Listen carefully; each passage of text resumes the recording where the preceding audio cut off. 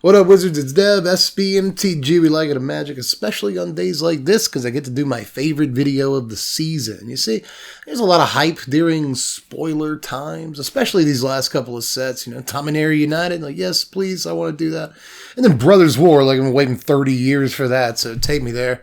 Captain, you know, so that means there's been a lot of eyes on this set, especially during spoiler season, and because of that, lots and lots of hype generated. But even then, I think there's a few cards that we can point out today that have somehow escaped all of that hype, or at least even if people are talking about them, I think more people should be talking about them. So let's get to it. We usually have a success rate of about 2.5 cards per top 10 sleepers video.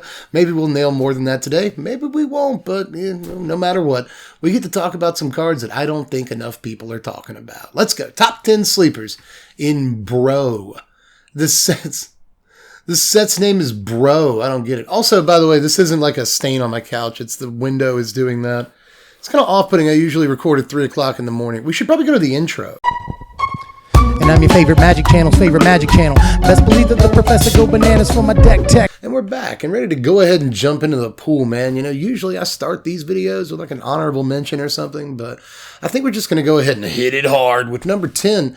And then maybe later we'll take a nice relaxing coffee break. We'll put our feet up, we'll have a sip, and we'll talk about 3 cards I didn't think were quite listable here, but I still want to talk about because it's my YouTube channel and it's convenient how it works out that way. But let's start out with number 10 here, Sushi Caveguard. Now, it might not look like you want to try this, but trust me, it is raw, and it's able to roll an opponent here or there. Thank you. I worked very hard on these puns, but there's actually a lot of really cool stuff about this card that I like. You know, you can reanimate it for relatively cheap, and then when it does die, it gives you just all of the mana, and thanks to this set, there's stuff you can actually do with that mana. You know, you can play like a Cityscape Leveler for exactly as much mana as it gives you, and that's like an actual good card from this set that's worth talking about for real.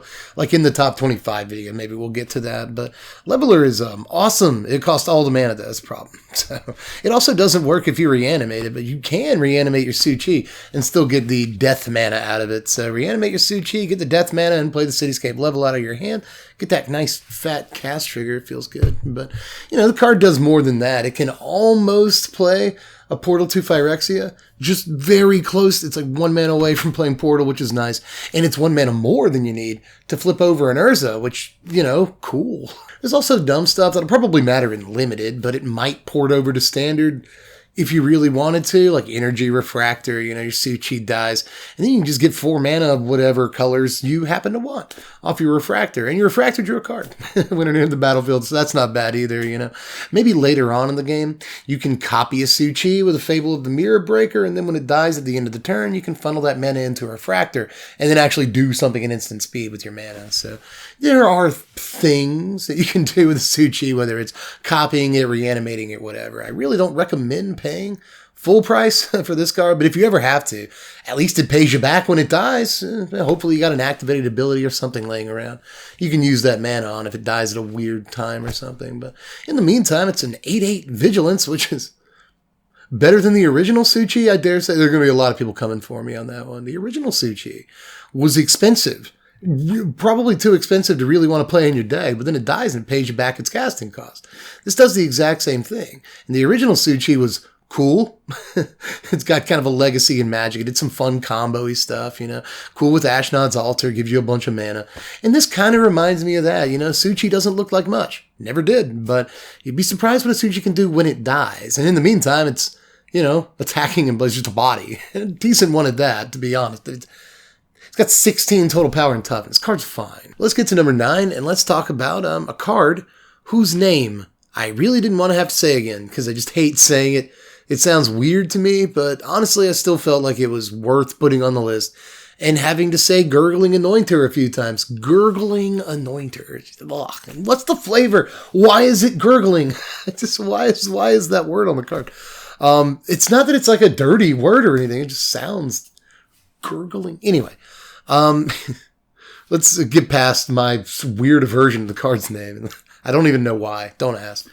And let's talk about what it actually does. First of all, the card's kind of weird. It's easy to misread or misremember what the card actually does. It doesn't reanimate. things with the same power as it. It doesn't reanimate things with the same mana value as it. It reanimates a thing with the same mana value as its current power. So that means that even if you never draw like a second card in a turn or whatever, then you can just reanimate like an Ashnod. It counts for something. You get a Colt Conscript. There's a couple of 1-drops that you might want with this, just in black, not to mention the other colors. But, outside of that, if you can draw just one single card, then suddenly this starts being able to get back 2-drops for you, and that is a much bigger deal in a lot of cases, and it's pretty easy to draw a second card off of this, whether you're doing it with, Wedding Announcement or some other thing that draws you cards in another color, or maybe you're casting Invoke Despair, and then suddenly you're definitely putting extra power on this. So, I don't know. 3-drop is a lot, and the black decks in the format already have Liliana, Graveyard Trespasser, and stuff. But I could see the odd deck here or there slipping in a copy or two of this, and there's plenty of stuff to combo with it. Like Sarah Paragon can bring this back, right? Along with other stuff that draws cards, Sarah Paragon and this, and like Welcoming Vampire in the same deck, and then you play this out of your yard, and Welcoming Vampire draws you a card, and then suddenly immediately gets, a +1/+1 counter, so that seems okay. It just doesn't seem terrible, and as it gets +1/+1 counters, and even if it doesn't get +1/+1 counters, again, Wedding Announcement, it'll draw you extra cards, and then eventually flip over to make this thing's power even bigger, so just like one Wedding Announcement. Could it feasibly get this thing to 3 or 4 power, and then you're bringing back a Paragon with it when it dies, so I don't know, man. This thing actually has kind of a lot of value for not a super low price, but like a pretty reasonable price. Let's get to number 8, which is Gnawing Vermin. I think if you ask a lot of people if they've heard about this card, they'd probably say no. Sorry. But this is actually a pretty dope card, right?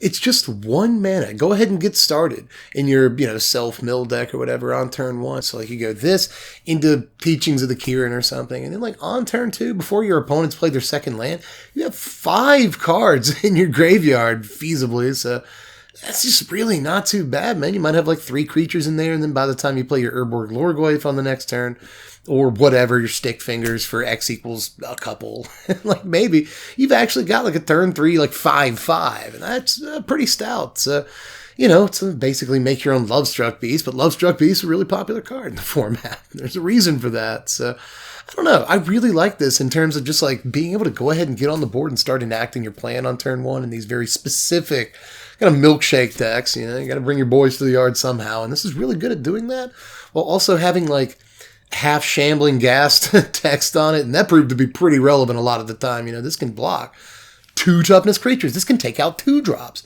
And if there's one thing that the graveyard decks need, it's sort of, the ability to get a little bit deeper into the game. So they already had enough chump blockers. They play a creature pretty much every turn of the game, but a lot of those creatures they don't want to block with, or they don't want to block with them right now. You don't want to block with the Deathbloom Thallid or whatever. Thallid, Sprout. You don't want to block with Undead Butler until you have a real creature in your yard to get back with it. So sometimes that takes a couple of turns, But this guy, you totally want to block with him immediately. He's going to like hold off your opponent's whole, front line for the first couple of turns of the game unless they have, even if they have like first strikers and stuff, it's just still, I can imagine this holding, it kills Bloodthirsty Adversary and Hopeful Initiate and just all kinds of important aggro creatures in the first couple of turns of the game. And the fact that this can, kill 2-drops pretty easily is going to get you a lot deeper into the game than that deck is currently capable of getting a lot of the time. So just a really important 1-drop for, again, a very niche and specific deck, but I don't know if it marks the turning point for those decks. I don't think it's this one card is all they need or anything, but it is actually going to do a lot more work in that deck than you might think. Number 7 is Combat Thresher. I'm actually like kind of in love with this card a little bit. I had to resist the compulsion to put it like way further up on the list. Like this was immediately like top 3 contention for sleepers for me. I think this card is just really sweet, It's like a Phyrexian Rager. But just way better. It doesn't deal a lot of damage to you or anything like that. You still just draw a card, but instead of being, like a 3-mana 2/2 or something, it's a 3-mana 1/1 double strike, which is just objectively better in most cases. You can increase this thing's power with cards that you're going to be playing Anyway, you know, again, I hate to bring up wedding announcement twice in the same video. Hate to be that guy, but this is really good with the wedding announcement. Eventually he'll flip over and make this a 2-2, and a 2-2 double striker way, way better than a 1-1 double striker. Aside from that, this can be a 3-3 double strike if you have the mana to play it, and sometimes you will, you know, games go long, you'll rip this off the top of your library, and then suddenly, not only does your opponent kind of have to answer it because it just deals 6 in combat, but even if they do answer it, it still drew you another card. You know, I think this is in some ways better than, what is it called? Inspiring adversary? It's not an adversary. Inspiring overseer. It's just a word that's sort of almost phonetically similar to to adversary. But yeah, Inspiring Overseer was an important card in Limited. It's an important card in Angels decks and stuff nowadays. But I think that in a lot of ways, this is better. Doesn't have the evasion, doesn't gain you the life or anything, but really benefits from increasing its power. And there's multiple ways of doing it that are just like incidentally powerful cards you're playing anyway. So it's also just a much better late game rip than an Inspiring Overseer usually. So this is just kind of really stacked, you know. If you can play this in the late game and get it to 4 or 5 power, then it's just game ending. And you still got value. It still replaced itself if your opponent kills it. But even in the relatively early game, you play this for 3 mana, you get yourself a 1-1 double striker, you draw your card, and then your wedding announcement flips over, and it's suddenly kind of like a 3 mana 4/4 that drew you a card, which is just like unbelievable. So I like this card a lot if you can't tell I'm kind of babbling about it. Number 6 is the Tyrant of Kerr Ridges, man. Just creatures from Kerr Ridges just get better as time goes by. You know, we have the Rock of Kerr Ridges, just like a 4 mana 3/3 flyer. Like, really cool art. I do love Rock, but this is a ridiculous card in my mind. I'm not sure how much play this ultimately sees, but again, that's the point of the sleepers list. I can't, you know, I'm not going to nail every single one of them, but I do like this card. It's a 6 mana Flame Tongue Kavu with evasion. You know, I think the evasion actually matters. The fire breathing matters too, you know. So I kind of just like the whole package here, you know. I liked Red Dragon last season. I don't know how many times I have to tell you. I liked Red Dragon. You saw me try to reanimate it over and over with like Carter's Vicious Return and give it haste and, you know, all that stuff. But honestly, those decks, if you were there on stream, you remember those decks being pretty okay, you know, like not terrible decks. And Red Dragon was a key piece in those decks. The difference between Red Dragon and this is that this can pump, first of all, and also it just deals damage to any target. Being able to hit creature or planeswalker or whatever is just this massive upgrade. I said this during spoiler season, but I just feel like it's the best way to describe the card. It's like a playable Red Dragon. I really feel like they tried their absolute best to make it this one playable, you know. Flame Tongue Kavu would probably just be the more playable card if they were to have reprinted that. But still, I agree with you, commenter. I get it, Spikes. 6 mana is a ridiculous amount of mana. But this is an interesting reanimation target. It's an interesting target for Reflection of Kiki Jiki to copy. That's not lost on me. And it shouldn't be lost on you. It's a fun one to blink, you know. Golden Argosy if that card ever sees play, but you can just blink it with like Touch the Spirit Realm and deal an extra 4 damage to something or just like finish your opponent off. It's not hard to imagine. So it's just like, it even does, it gets an extra point of toughness over Red Dragon. Back to Red Dragon because I can't stop myself. But again, I just kind of love everything about this card, and 6 mana is steep. I hear you. I also kind of just like don't care. I feel like if you can resolve the card or get it on the battlefield somehow or another, then it's probably good enough in a lot of cases. All right, we're halfway through the list, and we're looking at another red card for this one. It's Mechanized Warfare. I'm a little surprised. I haven't heard like a soul really speak on this card since it first came out. I mean, it turns your Kimonos into Play With Fires. It turns your Play With Fires into Lightning Bolts. It turns your Lightning Strikes into Obliteration Bolts. I think it's Obliterating Bolts. It's a new card. Take the time to read it here because it also turns your Obliterating Bolts into cards that can kill Shieldred. This could be extremely important too. And by the way, it makes Tyrant of Kerr Ridges deal 5. It becomes a Lava Axe. So take that, I guess. But I actually think this is sweet. You know, it's not Torbran or anything like that, but it's a lot less killable than Torbran, which might matter. And this forces you to skip your turn 3 or play it on turn 4 or 5 or something like that. And curve out a little bit better. So there's some tension in your aggro deck to playing this card period, you know, but I still think it might be worth it, especially if you do drop it on turn 4 or 5 if you haven't finished the game off by then, and then suddenly your opponent has to do all this math they didn't know they had to do, or they're just dead on board because even if they can block, they take 2 or 3 extra damage, and that's just it, kid. You know, your Thundering Raiju goes to attack, and not only does it get to do extra damage when it actually does combat damage, but its ability now does more damage too, so I just think there might be something to this one, and again, like, everyone's been super quiet about it, and I don't get it. I mean, I thought we loved cards like this. I thought we all loved this, but apparently it's just me on an island by myself, loving Furnace of Wrath and being the only one. Number 4 is Herkel Master Wizard. This is another one. Everybody just kind of like wrote this card off. I feel like most people have heard of this card. A lot of people read it during spoiler season. Oh, it's a rare. It's a legend. It exists. It's fine, I guess. And it is a little herky-jerky, if you don't mind me making the dumbest pun I possibly can. But at the same time, I don't think that it's that hard to get, like, real, actual value out of this card. For just 1 mana, you know? You play this with 4 mana up, and suddenly you have Fading Hope, or Consider on the line as just 1 mana instance.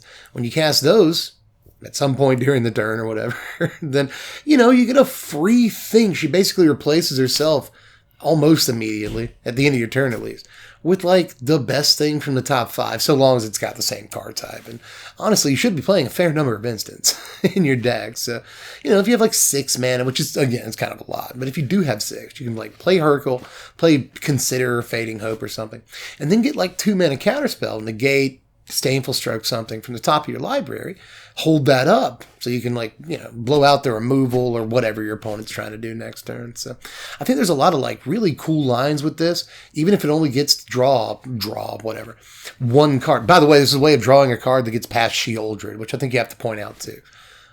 Just in terms of like really deep meta garbage. But anyway, it's worth pointing out. It doesn't have to be an instant, you know, stuff like Witness Protection, for instance, in a mono blue deck. It doesn't have to be in mono blue, just off the top of my dome here, you know, just you can play Witness Protection and get an enchantment off of this. So there's way more that you can do than just instant. So, you know, I just really think the card might have some real legs in standard. And again, this is one that like no one's talking about, and it genuinely surprises me. And hello, it's time for a nice coffee break. I hope you brought something. I've got Sprite. I've got Sprite for this coffee break because I don't have any coffee in the house right now. I'm sorry. But Sprite, I will say this, Sprite is delicious. Hashtag not sponsored. But let's look at 3 cards here that, again, I don't think are great. I don't think a lot of these cards are great, don't get me wrong. But these were cards that didn't quite make the cusp, you know, the threshold for making the list. But I still think deserve some talk here or there. So let's bring up Sarin Steel Seeker for just a second. You know, I'm not going to say that every turn this is out, you're playing 3 artifacts. 3 artifacts come to play or whatever, and you start getting all the lands in the world. But, however, I think you can engineer turns where you do get 2 or 3 cards off of this in the mid-game or even the late game. If there are decks in the format, and it really isn't too hard to envision, that play enough artifacts or enough cards that make artifacts, Jewel Thief, Blood Tithe Harvester, blah, blah, blah, then a card like this could actually end up seeing a fair amount of mid-range play just because of the amount of value this can actually generate over the course of the game. Turns out to be really high. And by the way, just throwing this out here, but if you don't actually get a land off of it, this card still goes in your graveyard, which in some decks means that you drew it, basically. So, I don't know, I kind of like this thing a lot, and it probably could have made the list over some of this stuff, but still. Let's look next at Hero of the Dunes. This is one that is 5 mana. It costs 5 mana for an extraction specialist, but I guess in this case, it's got more text than extraction specialist. It can bring back artifacts, which specialists can't do, and the thing that it brings back can actually attack and block, which again, specialists can't do. But, hey, you don't have lifelink, that's one thing. Still, 5 mana for this body is probably not exactly where you want to be, but it immediately creates value out of your graveyard for you. The fact that it can get creatures is fun, and there's a lot of good 3-drop creatures in the format. Obvious. I would say that 3-drop is almost like the most stacked mana cost right now in standards, period. But the fact that this can also get back artifacts is great. You can even lose mana value, and there's some artifacts that I think feel pretty good to get back, like a Reckoner Bankbuster. Yeah, I'm sure. I'll take that. And It's got a weird little anthem effect on it too for some reason. It's like a lord for creatures with power with mana cost 3 or less. I'm sure. Neat. And then finally, Clay Revenant. I kind of want to be excited about this card, just slightly, but it's actually not that exciting. It comes back to your hand and not the battlefield. Usually cards like this will come back to the battlefield. But it's kind of like a Sanitarium Skeleton or something like that, which didn't see much play. However, Sanitarium Skeleton was not an artifact. You couldn't cast it off of Painland mana for free, which is kind of nice. You can do that with this. You can't play, you could play Sanitarium Skeleton in like 3-color decks really easily. But not as easily as this, And the most important thing, I think, for the context of current meta standard is that you didn't really want to play Sanitarium Skeleton in a deck like Oni Cold Anvil that cares about artifacts a lot.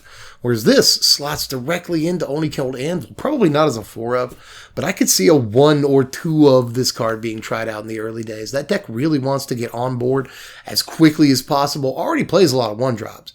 So, it might have to push a 1-drop or 2 out to play this, and I don't think it wants to do that, but if it can make room for more 1-drops, I could totally see it playing this card. And a couple of the other cards in the set, actually, what is it, Mishra's something? It's on screen right now. It's the 1-mana thing that's a little bit like an experimental synthesizer in some ways, but worse in some ways, better in others. Anyway, that deck already plays synthesizer, but it could totally play this card, which could have also been a sleeper. But here we are in the actual top 3 here. I hope you endured the coffee break.7 for sticking around, or scrubbing through. I don't know what you did.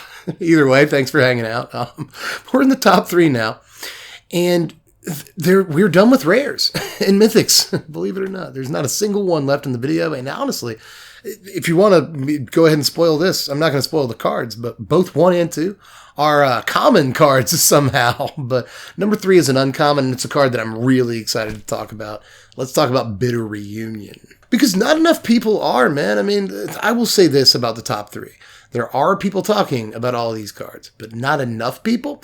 And some of the people talking about them are more or less writing them off. And that tends to be the case with Bitter Reunion some of the time, is either people come up with wonky commander-ish stuff to do with it or whatever, or somebody comes into the chat and just says like, oh no, this card is actually bad. It's just Tormenting Voice and it's terrible. But no, it's actually Tormenting Voice, but better in a lot of cases, just by way of being an enchant or being a permanent. Even though we don't have Yorion anymore, we still have some ways of blinking this card. We have ways of bouncing it back to our hand and casting it again. You can't really do that much with cards like Tormenting Voice, So just being a permanent period makes this card like pretty slick for a lot of reasons. But in Reanimator, I get to finally say, or I feel like I haven't said Reanimator like all season. You guys know how much I like to say Reanimator, but in my favorite deck, obviously, what you get to do with this is, it's basically a milkshake. You can discard big fat boys into your yard for later reanimation, and then also give those dudes haste for just, the line is encroaching on my face, isn't it? I just now noticed that. You can also bring back all of your artifact creatures, for instance, with a Brilliant Restoration, and then give them haste with this because you also brought this back from your graveyard, right? There's a bunch of creatures in Standard right now that we play that need haste. A good example, by the way, being Saga creatures. The best example being Fable of the Mirror Breaker, right? Because sometimes Reflection of Kiki-Jiki not having haste sucks nut balls. It's not good. So is there anything I haven't said yet? Naya Enchantments. Yes, of course there is, because the card does freaking everything. In Naya Enchantments, this can give, obviously creatures haste, which might actually matter. Michiko's Reign of Truth. It's going to flip over into Michiko herself at some point. And at that point, you can just give Michiko haste, like a 6/6 Michiko. Give it haste. Sounds okay. You can pitch Kami of Transience into your yard with this ability, and then just easily get it back when an enchantment goes to the graveyard. Matter of fact, you get it back when you sacrifice your Bitter Reunion. That seems okay too. Just like Naya Enchantments, it doesn't seem bad in either. So, like I said, the card just does everything. And I've mostly talked about Standard here, but we'll throw this out here. I think this card might have actual, if not modern, then definitely historic and pioneer implications. But I'm serious about modern. Seriously, why does my window do that? That's so weird. I should do the rest of the video like this, because a second ago I was doing it like this, which is equally unnatural. Right. But anyway, what's number 2? Number 2 is, okay. This is what I mean by Numbers 1 and 2 especially, I feel like there are people talking about, but not enough people talking about. So let's talk for a second about Gixxie and Infiltrator. So you know exactly how serious I am about this card's level of quality. This works, first of all, in Modern with fetch lands. The problem is in Modern, it's probably not as good as like Ravenous Squirrel, which is what a fun card Ravenous Squirrel is, right? It just costs the 1 mana, but I will say in Standard, this is 2 mana for basically Squirrel's text box, and it's really powerful, If you sacrifice lands in Standard, there's lots of ways to do that. The family lands that come into play and immediately sack or Evolving Wilds, stuff like that. You're basically putting a +1/+1 counter on this for nothing. Fable of the Mirror Breaker. Let me bring that card up again. When the reflection copies die at end of turn, this gets bigger. Blitz creatures like Tenacious Underdog, right? All manner of blitz creatures. When they die at end of turn, after you blitz them in, that's a sacrifice. This gets a +1/+1 counter. Obviously, treasure tokens, which are everywhere. Clue tokens, which aren't as plentiful, but they're still around. Your opponent Faithful Absence is a guy, or you play Briarbridge Tracker or something. Or, for that matter, blood tokens, which are easy to envision too. You play Blood Tithe Harvester on turn 2, and then later you play your Gixxie and Infiltrator, or strike that, reverse it, whatever. But one way or the other, there are plentiful ways of either for free or for extremely cheap sacrificing permanents just about every turn, or multiple permanents in a turn in Standard. And I could see working your way up into a turn where, this again, an Oni Cold Anvil, where you have 2 anvils out. So you're going to get at least 2 +1/+1 counters like every single turn, much less if you sacrifice other things, like I'll sacrifice Mishra's whatever it's called. Look at that. I get to bring this card up again. Yeah, there it is on screen. Or you sacrifice your experimental synthesizer or whatever. And eventually this is just going to be like an 8 power creature, and I don't even think it's going to take that long. So I think this is one of those commons that a lot of people did latch onto, but I also do think, just like number 1, this is one of those that a lot of people either skipped right over, or they were just like, Ravenous Squirrel, but worse, or Body Dropper, but slightly better, which is kind of how I looked at it during spoiler season. Oh, it's just better Body Dropper. I'm going to kind of freak out about it, but is it anything special? And honestly, I've come to the conclusion that, I think the card is something special, not just in Standard, but beyond, Historic, Pioneer. And I know that those formats have access to some pretty good cards in the similar vein here, but I think it could be playable there, and almost certainly playable in Pauper, for that matter. I mean, I really think the card's going places. Probably going to end up infiltrating a lot of formats before all is said and done here, but we'll move on to numero uno, the big one here, and it's one again that people are talking about, but I don't think this thing is getting anywhere near the attention that it deserves. Let's talk about GBR, baby. Goblin Blast Runner is actually, and I'm being 100% serious here, I want you to look into my eyes and understand that I mean it when I say this is probably one of the better cards in the entire set. Now, what you're looking at really here, think about it this way, is a red Delver of Secrets. It's just a 1 mana 3/2 with an evasive ability, which is bananas. It's just, I don't know how better to try to really hammer it home how incredible this card could be, especially if you can start sacking stuff turn 2, which again, just this kind of fits in with Gixxie and Infiltrator, in that all the stuff I mentioned with Infiltrator also works with this, except for I guess Blitz and Fable of the Mirror Breaker reflection tokens and stuff. Then it won't get the boost till the end of turn. But for the most part, this is going to work with all the same stuff Infiltrator works with, and it gets on board as early as turn 1. Again, this is another one to bring up for the Oni Cold Anvil deck. You can't play too many non-artifacts in that deck, but I think this is probably worth it. It's not too hard to sack something starting on turn 2. And honestly, in Standard, even if you have to wait until turn 3 to really start sacking stuff, I still think it's probably worth spending your turn 1 playing this and the opportunity cost to put in your deck in the first place. Just effectively a 1 mana 3/2, and there are plenty of engines, just like Oni Cold Anvil. It's not the only one. There are plenty of engines in Standard right now that get you sacrificing something fairly reliably every single turn without you having to draw into something that sacks something. So it's a 1 mana 3/2 with evasion. Stinking ridiculous card here. Might see more play in more formats than any card in the set. In more competitive formats, standard, pioneer, historic, pauper, modern, legacy, and I think it literally could see play in every single one of those formats. But I might be way off base here, but like, I really don't think it's hard to trigger this card. And if you can, it's a 1-mana 3/2. That's the stat line. That's the stat line. But that's it for this one. I know I'm all the way over here now. What I could do is some of that action right there. But yeah. Jeez, man. But I still have to occupy a very specific amount of, like, portion of space right here. But anyway, hello, everybody. It's me, Dev, and I am done with this video. And I feel kind of trapped. I do feel like I am a vampire. And if I turn my head slightly to my right, then I will be hit with the terminal sunlight line and I will start burning. But anyway, I don't think it's going to happen, but let's just be safe. I will say that if I do this, I can kind of do like a thing where it looks like I'm wearing a Mega Man helmet. You know how he's got like the things on his helmet. Anyway, that's all. I think I'm done horsing around for this one. Just let me know how you felt about all the takes down there. In the sideboard, the old comments section, as they used to call it. Now YouTube just calls it the sideboard. I started that, and then they ran with it. It was my idea.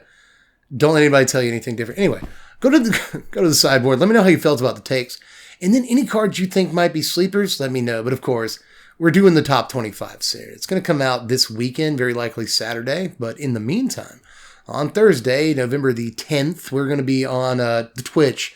The old Twitch, live streaming the early access. So make sure you're following over there. We're going to be playing a couple of different decks on day one and having some fun. But either way, hope you had some fun with this one. I sure did. It's my favorite video this season. So thanks for tuning in.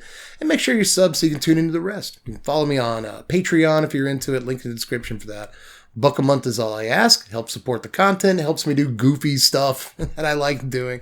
Basically helps me buy supplies and stuff. And it helps me pay rent. And you can vote on like what decks and stuff we do first this season. So you do get material benefit out of it. Well, it's technically not material benefit. I spoke too soon. You get benefit technically out of it. Anyway, really selling the Patreon, I know. But anyway, I'm done with this one. I gotta get out of here before this sun catches up with me. But anyway, I like how this has become a gimmick, this video. Anyway, I love you all. I'm Dev from the Blaze. Thanks for watching, Wizards. Spread love and be kind.